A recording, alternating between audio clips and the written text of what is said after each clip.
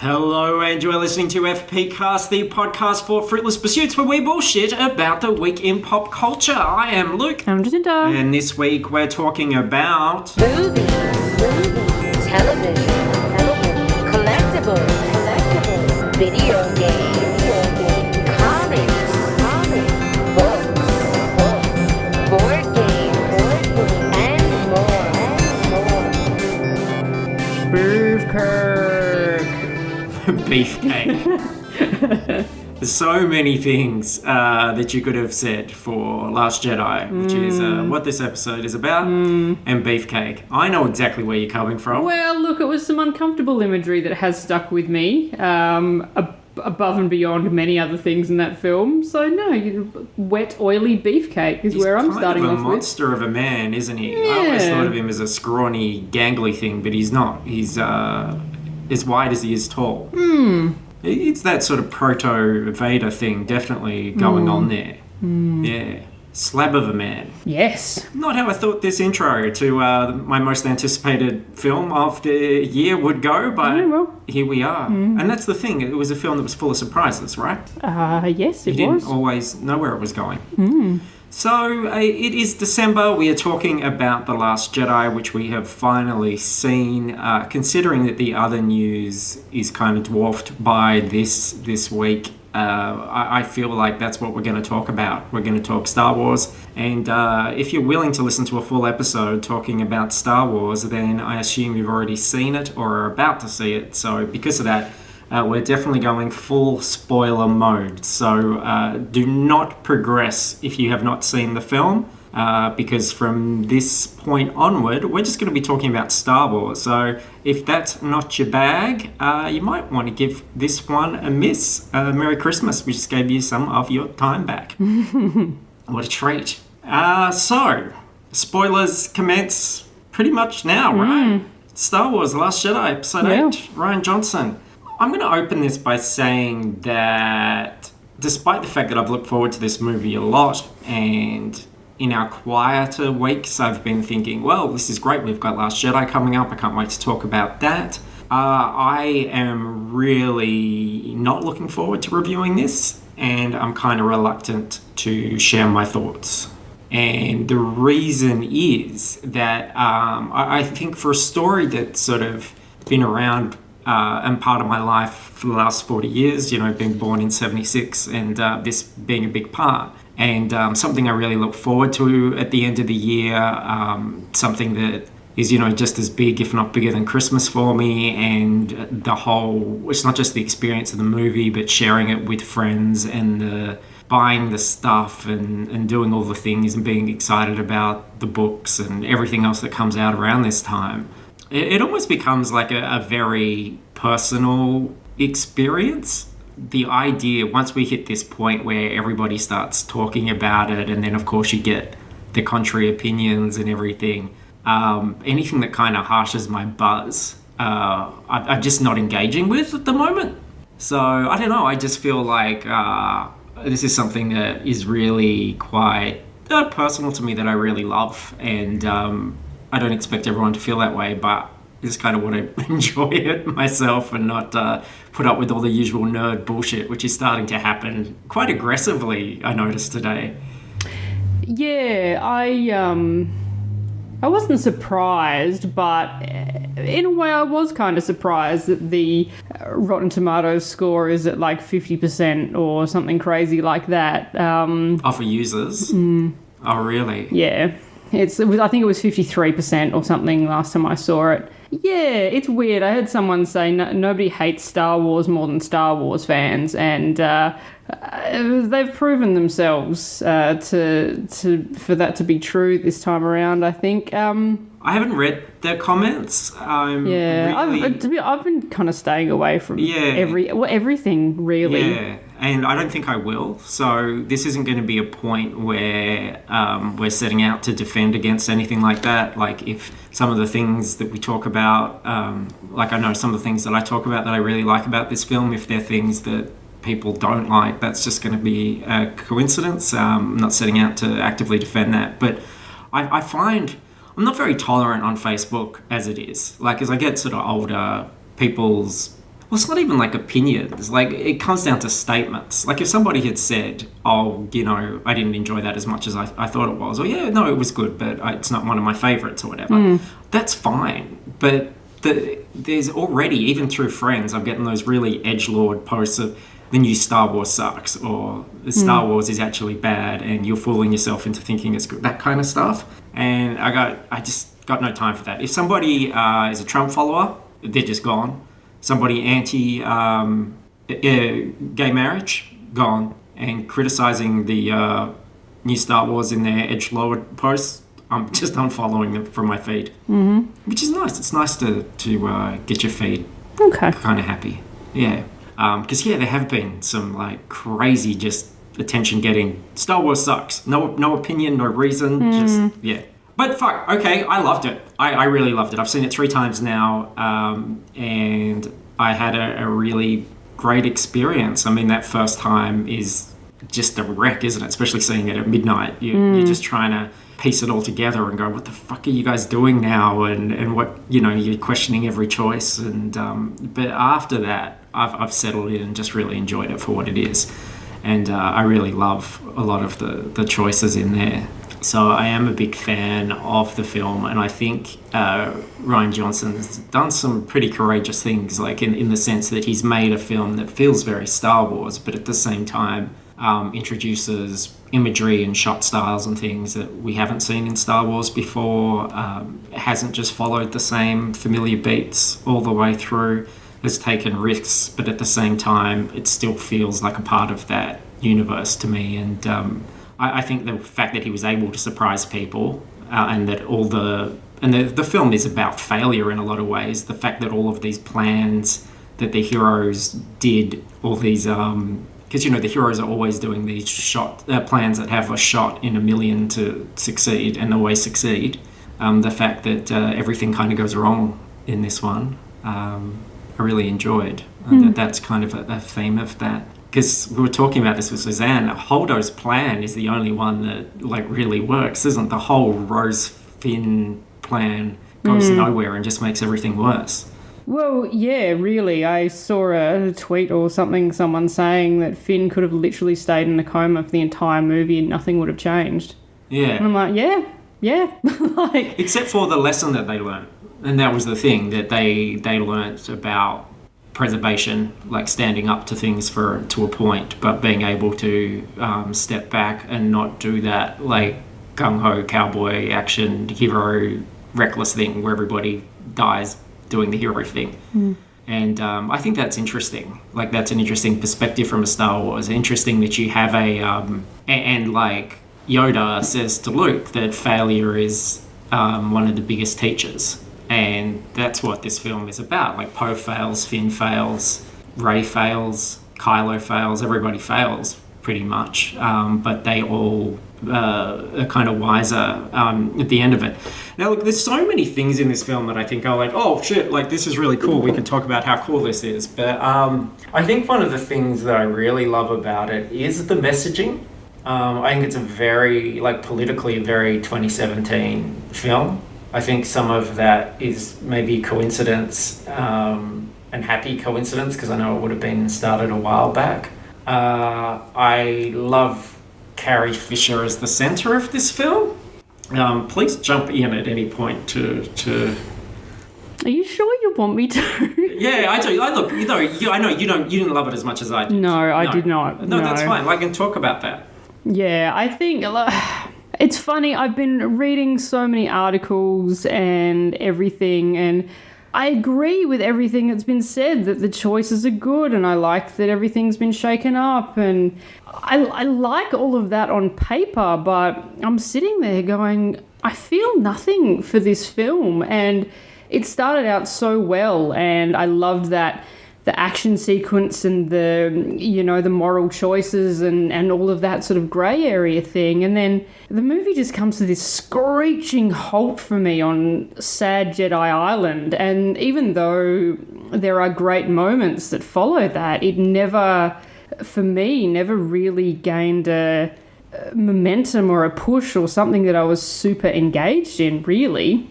Because there's this whole thing where they're trying to convince us that we need to let go of the past and the Jedi are not that useful and we don't need these religious things anymore. And I'm like, yeah, great.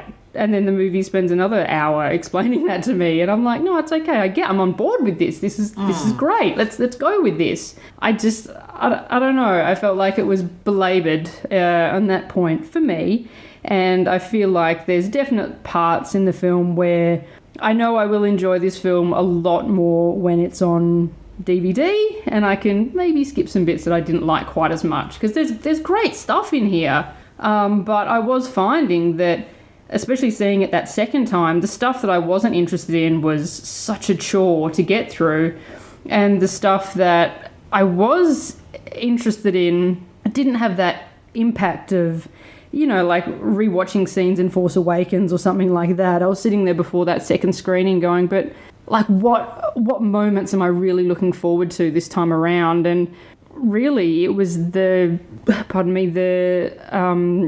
Snoke's ship getting destroyed. Yeah. Which is an unbelievable moment. But for me, like, I walked out of that first one going kind of, oh, yeah, I guess so. And like The Force Awakens, I thought, well, I'll see it again and it'll be all different because I won't have any of those expectations and I'll be able to just kind of enjoy everything differently. And I got out of it the second time and just went, yeah, I guess. I didn't hate it. I didn't love it. It was fine. It's great on paper. It's just not for me, this one. Yeah, okay. Obviously, I strongly disagree. Having seen it a couple of times, I do agree that the island, we seem to spend a lot of time there, that whole section. I think the film, for me, kicks into... I agree, the beginning, I think, is great with Poe.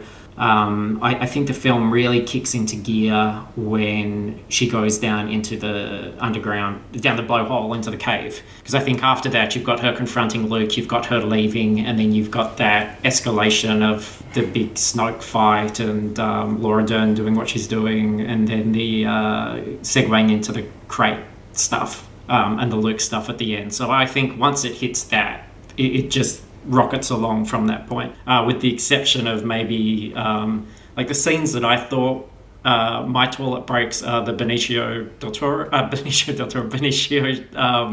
what's his fucking surname?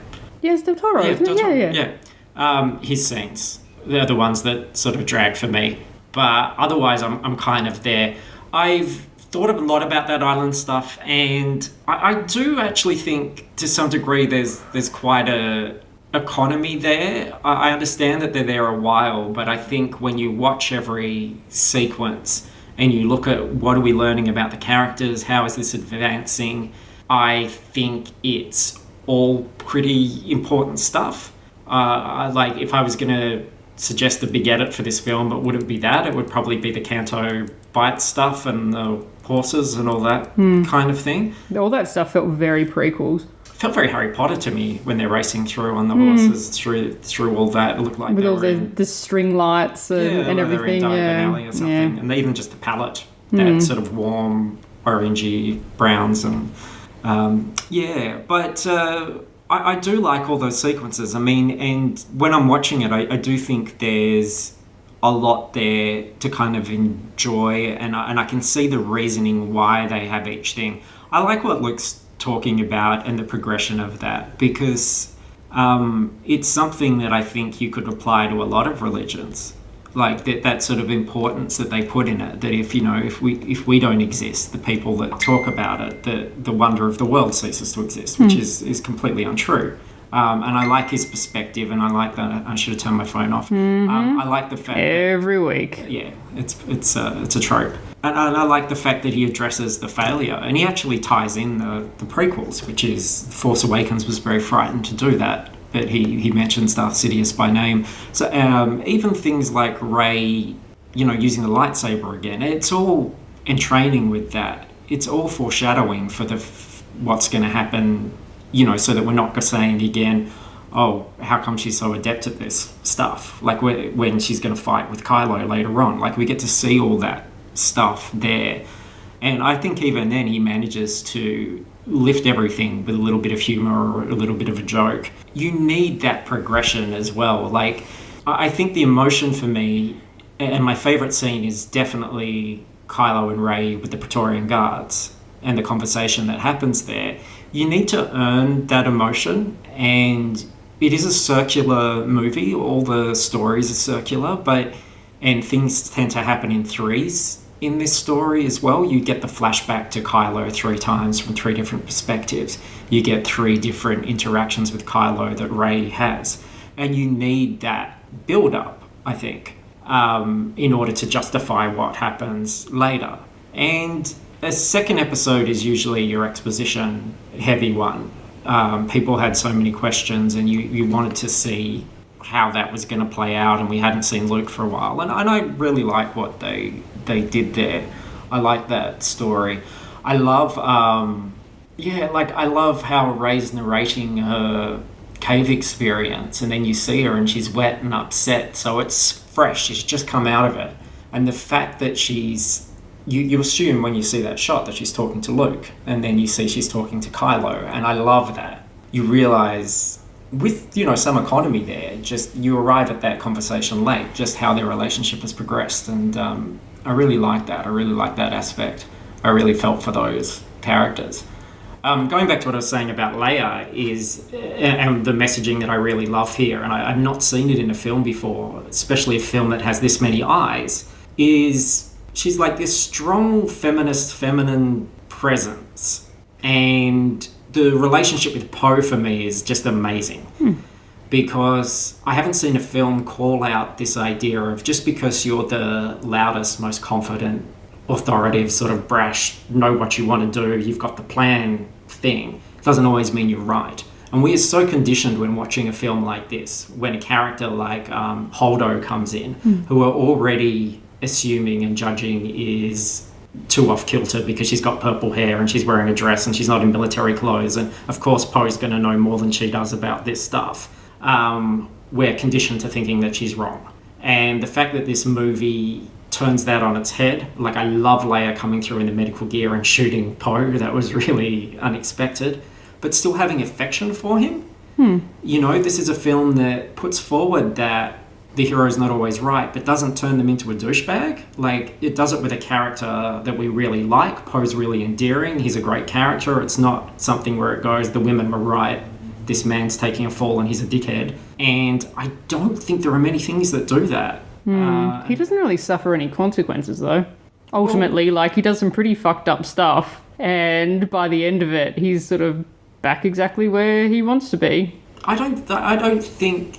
Well, the consequences were all the people that he's lost, and I don't think he needed to be in a prison or anything like that. She understood that he was well-intentioned, and you see that bond, and you see that they are really two close people. He puts his hand on hers, which is one of a couple of shots in Last Jedi, which are about hands touching and about people having that, that's a sort of visual echo that happens throughout the thing. I love that he lays his, because it's so familiar. She's a princess, and he lays his hand on her when she's in the most vulnerable position. And also that choice of shot where after she shoots him, the next time we see her is when Holdo says, he's a troublemaker, I think I like him. And she says, me too, with such affection, even though she's just shot the fucking thing. Even after he wakes up, the way she just calls him over gently to the seat and shows him that this is what it was. And, and that's why he saves everyone at the end. So I think the cause and effect in this film is really good. I think that it's a script that's been really thought out. And even when you're not finding yourself, especially on a first viewing, there's a lot of times when you don't feel particularly well-oriented. I'm watching that Rey and Kylo talking to each other for the first time. We haven't seen Jedis do that, or Force-sensitive people do that, and it's what's happening here? And then you realise, okay, it was Snoke, and it continues on. And a lot of those things do get explained. I think it all works within the logic of the story that they're setting up. But yeah, I really loved that it questioned, without losing any of the action or anything like that, it questioned those relationships. In the same way that I think it's not Benicio, it's Benicio del Toro. His character annoys the fuck out of me. I think all his vocal tics and everything it's got to be just him going, but I'm in a Star Wars, let me do something wacky. But even that idea of they're selling to both sides and it's a machine and everyone's profiting while you guys just keep going back and forth, blowing each other up. All these other people are enjoying this and want it to continue and are living it up while you all suffer, I think is a really interesting message, and a message that's not at all far removed from the kind of message that I think George Lucas would be wanting to put in these kind of films. That sort of stuff has always been on his mind. It came out particularly through the Clone Wars, which was had a lot of, I'm talking about the animated series there, a lot of mirrors to what was happening with W. Bush and the war in Afghanistan and Iraq and that questioning of that sort of stuff. So, and it's culturally diverse and it's got, and it doesn't have to be any of those things. It's going to be this huge blockbuster franchise that everyone's going to see regardless. It could be just we're getting into X-Wings and blowing things up and here's another Death Star or whatever, but it's more layered than that, and I really respect that. I think that's really cool because I still think it's a really fun ride.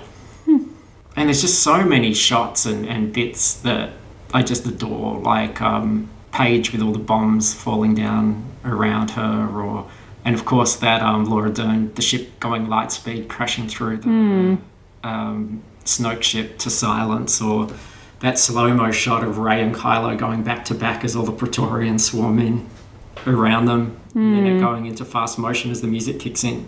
Yeah, I feel like, I don't know, that Holdo sacrificing herself was a very, heroic and emotional moment and everything, but it seems like it, especially on the second watch, like this is a military outfit that has lost, like, pretty much all of its leadership for them to go, oh no, it's fine for her to sacrifice herself. I mean, I don't know how else they would have done it because she can't ask somebody else to do that. Yeah.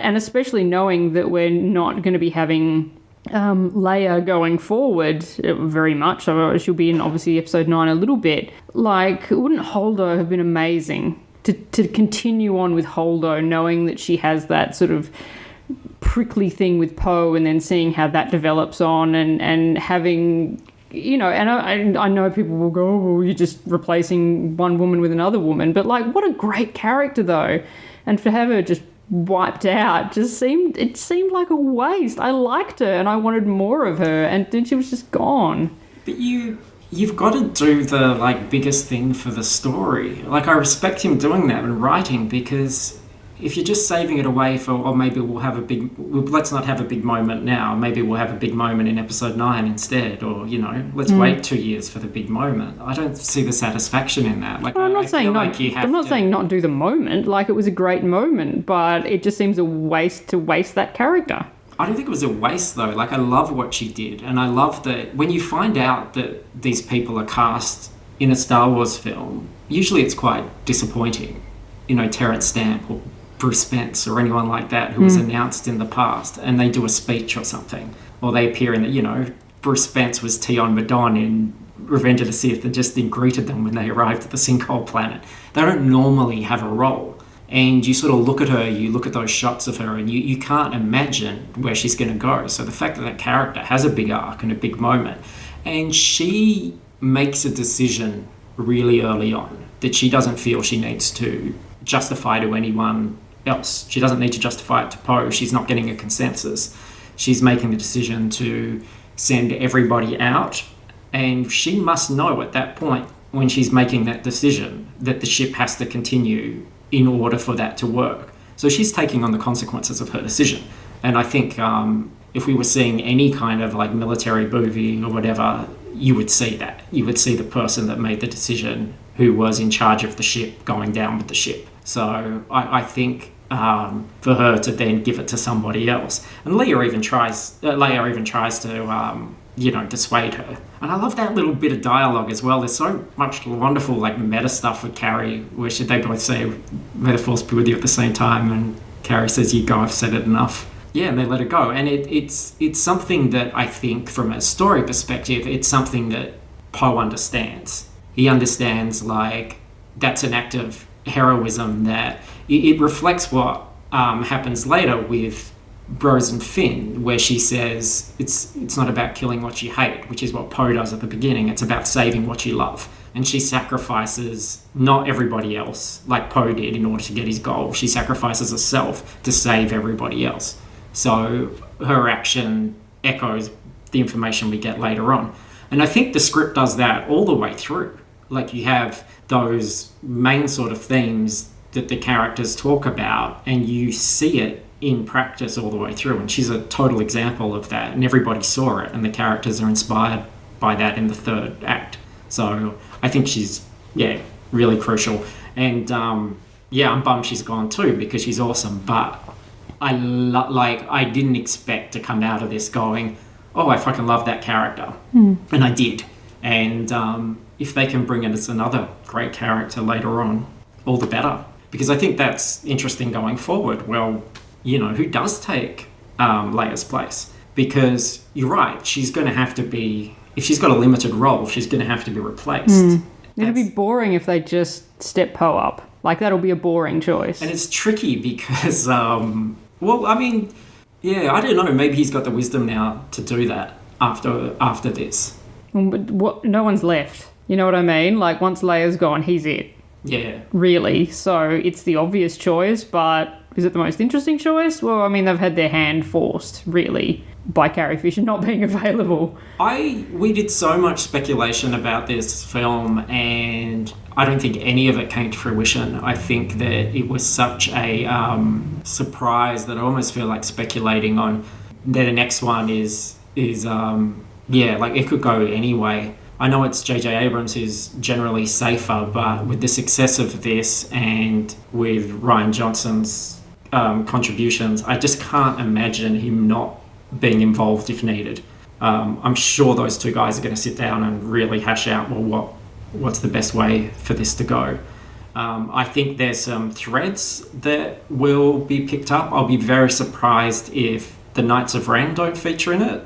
If you remember, they were in Force Awakens in the flashback. We didn't see them at all in Last Jedi. But Luke does mention that Kylo escaped with a couple of his students. We never see those people. And now that he's actually in control, I imagine that is the time for those students to come in. And I also think they're great mini-bosses in a film so that you can have people having some pretty crazy fights without having to put him right at front and center all the time. So that's really good. I loved Kylo in this because when you're first meeting him in Force Awakens, it's like, well, this is this substitute Darth Vader, and I'm not sure I'm ready for a substitute Darth Vader. I don't know if this guy earned it. And then you realize now, through the lens of Last Jedi, that he's probably quite new to it. He's trying to carve out his legend, and he gets humiliated. And in this one, he's this hurt, wounded, humiliated thing who's been very much exposed. And it's really only at the end where he finally has the reins of power and now the chance to finally take the First Order in the direction that he wants to take it,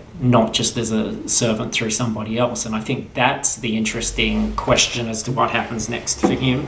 I think Rey's going to get a total Return of the Jedi Luke makeover where she comes in a completely new outfit with a new lightsaber at the end of her staff, because she didn't really have a time to change in the last two movies, but hopefully this time. Yeah, though she'll visit the galactic laundromat. I did love that whole ironing landing sequence. That was pretty good. Yeah. The alternate gag for that they show in the art book on the storyboard was the idea that they run around the corner and face a wall of stormtroopers like Han did.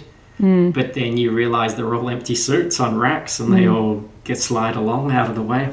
So, and you realise they're in the armory. But I liked what they did. I liked that everybody had something to do. You know, that's so rare in a Star Wars film. You see the merchandise and you find about these new characters and then they're in it for a second. But everybody had an arc. Everybody had a story, and I really like that. And yeah, I just think thematically it's really interesting. I think that people put a lot of energy into finding holes and saying, well, why has this happened, or this is stupid or whatever. But by the same token, if you think about the characters, you think about the situation, and you can just as easily justify it the other way. I'd felt that maybe there were some things that Abrams had kind of left for Rian Johnson that he wasn't interested in.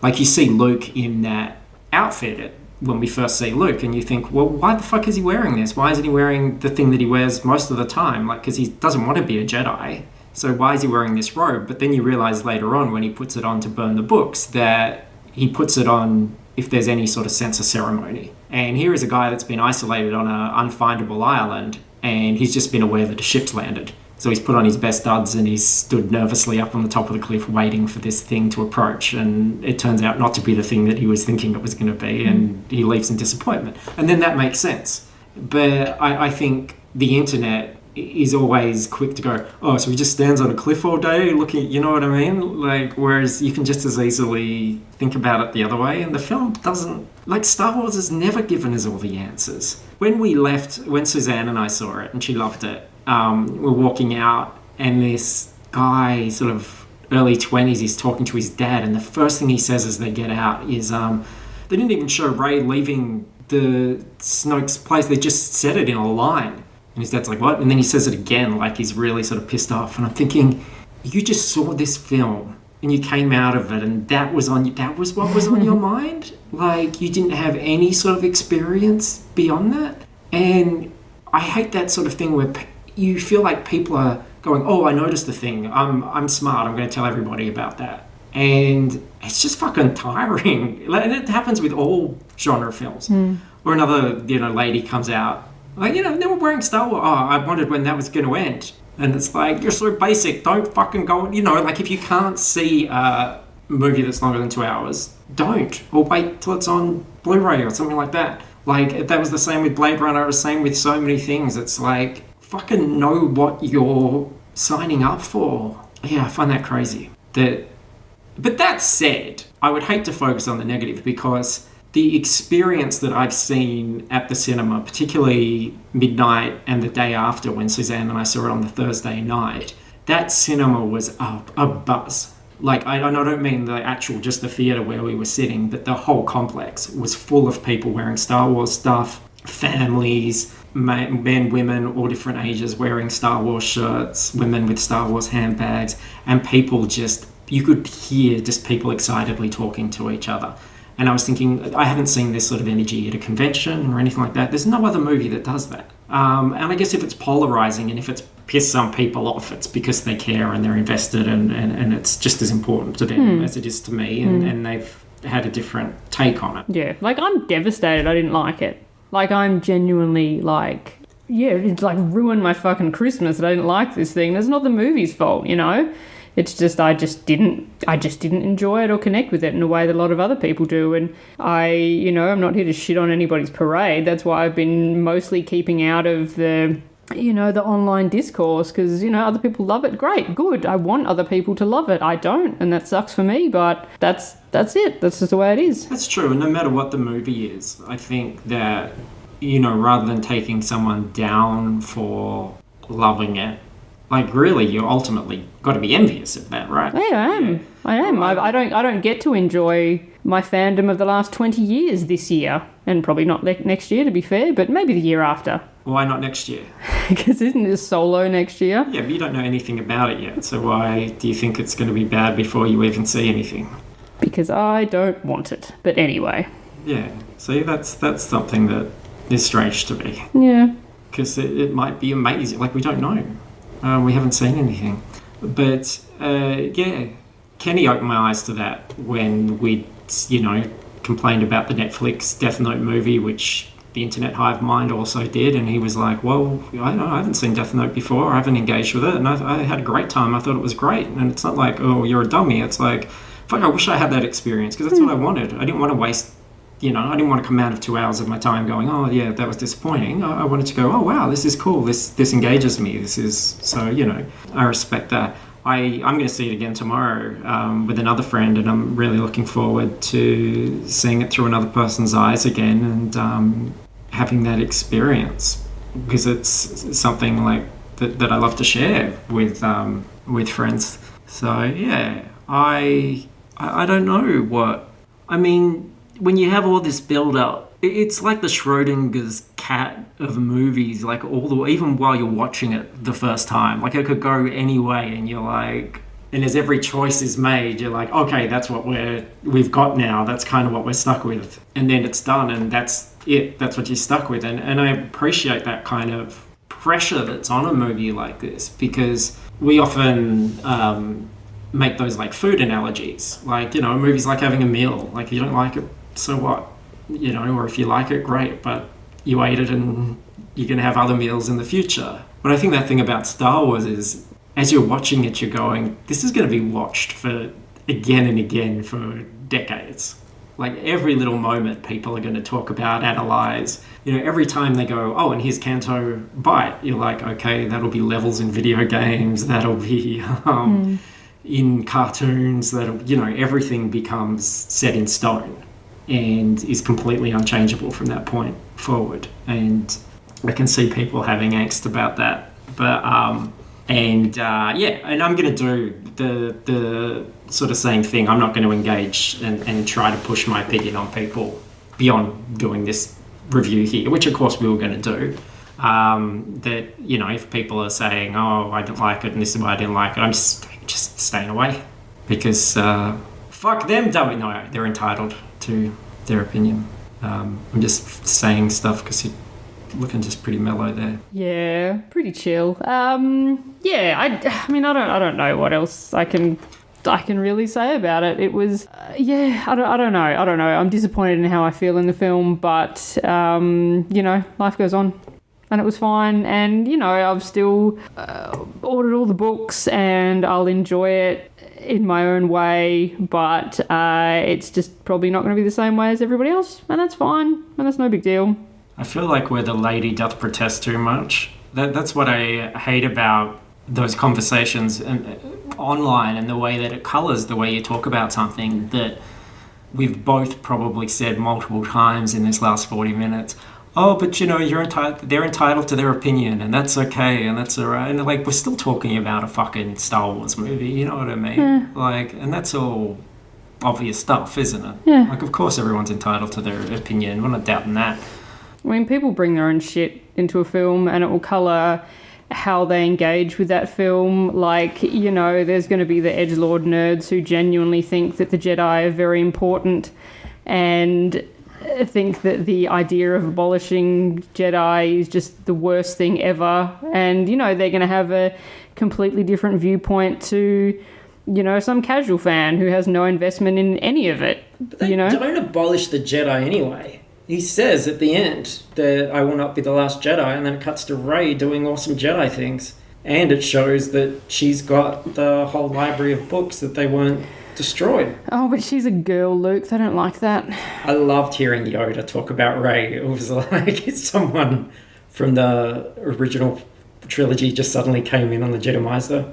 Where he's like, we won't let that happen to Rey. We got to look after the girl. And I'm like, yeah, Yoda, you're the best. And Puppet Yoda. Fucking a Muppet hitting Luke in the head with a walking stick. That is just a beautiful bit of nostalgia right there. Big fan of that. And Frank Oz, of course, returning as well, which was awesome. I don't know if he had his hand up the bum, but I'm sure he did. And also Luke squeezing on those big alien titties and drinking that alien milk was pretty awesome as well. This film has everything. Do you know what I want to see as a little bit of a fan edit? I want to see that shot of the Porgs looking at the lightsaber and the one hitting the button and the other one looking down the end. And then I want it to cut to Zac Efron in the cinema going, do it! Yeah. I think that would be pretty great. Yeah. In the art book, the picture of that sequence shows the lightsaber going through and impaling the Porg. So they had thought about it, but I guess cooler heads prevailed. But I still like they had the balls to have Chewie with a headless roasted Porg. I would like him to have taken a bite, but it was clearly a prop. Yeah, I mean, at the end of the day, it's just a bird. A porg's a fucking like a chicken. Yeah, eat chicken, eat a porg. Yeah. Who cares? He was going to. Yeah, good. He should have. He should have. He didn't have a lot of love for them. I mean, what else is Chewie... Like, how long are they on the sad island? Like, what is Chewie eating? What does he have to eat? Is he being, like, embarrassed into not eating porgs? Is he wasting away because he can't eat porgs? I don't think the island's that sad. I think it's kind of a fun island. Is it? Yeah. Would you want to spend time on that island? It's a pretty island. It's windy and it's rainy. It's a bit sad. He goes fishing, he drinks titty milk, he's got, like... It's unpasteurized titty milk. How does he not have the shits all the time? He's used to it. He's got nuns doing his laundry. The art book shows a whole caretaker village, which is almost a bit Ewok villagey, and it looks like a great time. It reminds me of the... there's like Warris people in World of Warcraft. They're like villages. Yeah, and it looks like quite a happening place. So I think there was more stuff on the island. It's got temples and underground secrets and things. It's got a cave full of infinite rays. I would enjoy that. Sounds awful, but sure. Sounds wonderful. You just don't like this film because you don't like Kylo and Rey very much, and they're very focal to this film. Yeah. Yeah, I like... there's... I find the Kylo... Like, there's a lot of Reylo shippers out there, like genuine Reylo shippers. And I think that's kind of gross. And the movie just kept, like, escalating that idea, and it was just making me want to cringe out of my seat. And that's why I thought the second time I would enjoy it a lot more, because I knew how that sort of resolved, but, yeah, not as much as I'd hoped, sadly. You never go. I understand that. I do feel, yes, obviously it's fuel for all the Reylo ship stuff, but the movie's not doing that, though. No, I know it's not. Yeah. In the end, but it's like... But she never shows that kind of... if the only person at all where I think, oh, is she interested, is Poe at the end. Yeah. And that's because, like, why wouldn't you be interested? I'm interested. Well, exactly. Everything with a heartbeat wants to fuck Poe. But, like, it's... I don't know, there's part of it that was just like, oh, I can change him, he's different with me. And I'm like, he's fucking not.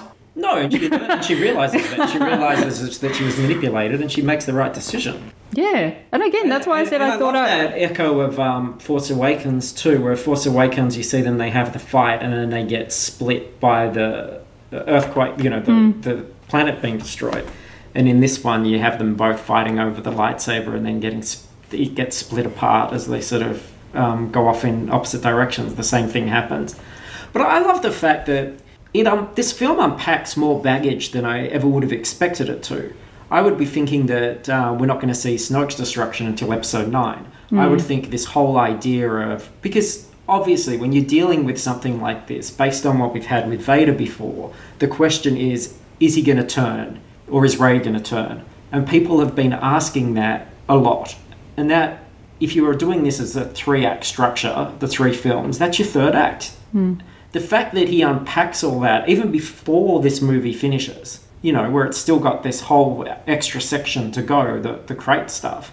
I love that because it sort of resolved that. It's taken so much of that out of the way where you realise, no, neither of them are going to turn. That's not what this story is going to be about. They flirted with the idea. They've had this absolutely fucking kick-ass sequence. And then they've said no. So you're not going into episode 9 and then they're going to have a showdown with Snoke. Or, we got it all early. Yeah, and I did like that because all the way along I've hated the idea that Kylo would be redeemed and that he'd become this, like... I don't know, he's a sympathetic character in many ways, but to become that... misunderstood boy kind of thing. Yeah. Like, I hated the idea of that, and I was like, oh, well, good, that's out of the way, and I did like that. And he fucking doubles down on his douchery at the end. At the end, he is just a total, we're gonna fucking kill everyone as hard and fast as we can. And I'm not gonna put up with anyone's bullshit anymore. And so, again, I think you would also predict, all right, Han died in the last one. Luke's probably not going to die in this one. That's episode 9 stuff. But again, it's all out of the way. We go into this next one. It's almost like this was the 3rd act. But now we go into this... Yeah, but I mean, Luke's, like, dead. Luke will still come back as a Force ghost. Could do. I think that's interesting in terms of what Rey's training, if she even needs any more training, is going to be, or who's her sort of guidance. when they talked about the expanded role for Leia in Episode 9 before she died, I would have hoped that she would be the guiding figure, and we see her using the Force in the admittedly just batshit nuts flying through space scene. So, yeah, I don't know. Otherwise, it's a reading montage. But I'd like to see Obi-Wan come back. Yeah, I thought watching it the first time, I was... I mean, I knew, obviously, they couldn't have had, obviously, Sir Alec Guinness in it for obvious reasons, but if they can recreate Tarkin, they can recreate him. And at first I thought maybe he would have been the more obvious choice over Yoda, given that they were talking about feelings of failure and feeling like you failed your student and taking a lot of that on yourself. But then, you needed Yoda to be the one that was going to destroy the tree and all of that sort of thing. Obi-Wan wouldn't have done that. So second viewing, I was more kind of reconciled with it being Yoda. But on that first one, I don't know. I missed Obi-Wan in that moment. Would you like to have seen Ewan McGregor? No. But not as young, but with the beard and everything? No. It would have had to have been Alec Guinness. If it had been Ewan McGregor, I love Ewan McGregor. I do. I really do. But I wouldn't have wanted him in that moment. Probably get away with the CGI stuff more with a Force Ghost, yeah. But a lot of this film is practical. Obviously not all the shit. That's something the art book gets across. You know when Luke catches... And I fucking love that shot where Luke catches Rey and Kylo holding hands and he blows away the hut. That's practical. Like, that is actually exploding out around him in camera, which is so fucking cool. It's one of those things, like, you'd never know that. And it may as well be CGI. But, yeah, I love that they're just fucking around with this stuff. I wasn't that surprised by Yoda because of they did a wave of action figures, a sort of 1.5, and it had a Force Ghost, Obi-Wan, and a Yoda. And often they will put things in from other movies, but I was thinking they're kind of hedging their bets here. Like, something's going to happen. I was expecting, in part, to see Anakin. One of the early rumours was that there was this dark force under the island and it would take the shape of Anakin at one point. So I was waiting for that to happen. Because it's interesting, actually, to see some of those rumours that I'd heard and how they manifest in the film. And you can see how people working on it only were seeing a little piece of the elephant. Like, there was a site which had sketches of Luke's walking stick, which had a kind of alien animal head on the top, and I was looking at all the action figures and thinking, well, no, it doesn't have that. And then watching the films the first time and thinking, no, he doesn't use that. But then I realised when we watched it yesterday that it's the weather vane or whatever it is that he snaps off the building when he fights Rey. And that's what this person had seen and assumed that it was his weapon the whole way through. So there's all those little things. There's an interesting thing as well. If you play the storyline in Battlefront 2, young Luke at one point goes to an Imperial archive with this Imperial guy, and he finds all these artifacts, and there's a compass there, and he asks if he can have it. And the guy doesn't want to give it to him, and Luke takes it anyway. And that compass is in Luke's room in Last Jedi. And then in the flashback, it's on Kylo's bedside table, I noticed as well. And I'm like, where? What's the deal with this thing? So there's all these little bits and pieces, and I love that aspect of it as well. Like, finding out about all the cameos and all these little Easter eggs that are hidden through it. Joseph Gordon-Levitt voices a character. He's the alien that complains that they parked on the beach. I like that about multiple viewings, just continuing to find things. But I think that's probably true of just about any movie. I know from doing episodes like on ScarJo A Go-Go and stuff, like movies like Under the Skin, where the more you watch it, the more sort of layers you unravel and the more you realise that so many choices are made because of the themes that the film explores. Just like when we were talking with what Holdo does and then what Rose tells Finn, these things echo all the way through, and I really like that. It's very good. All right, we're 55 minutes in. That might be enough. So yeah, there you go. I'm going to start a discussion thread. Probably not going to read it. Not that anyone does anything anyway. Cool. So fuck you guys. Yep. is my message. I love Star Wars. I'm wrapped up in it like a warm blanket, and no one's spooning me. Tinkety tonk. Not this time. Thank you, everybody, for listening. Thanks for joining us throughout the year. We're still doing an episode. No, next Monday is Christmas, right? Yeah, we're going to have to push it back so we can get Boxing Day stuff. So maybe the episode will come out on Wednesday or something. Yeah, so we'll do an episode next week in theory, but it'll be a bit later in the week. But if you're worried about Christmas tidings, don't be, because there will be a 2-part Christmas special all releasing within a day or so apart, probably Christmas Eve and maybe Christmas Day for Dungeons and Drongos, and you'll definitely want to hear that for Christmas. So thanks everyone for listening. I know this was a kind of unusual one, not for everybody. I hope it didn't frustrate you too much, but to reiterate, fuck yeah. And that's the show. Yeah. Bye. Tinkety tonk.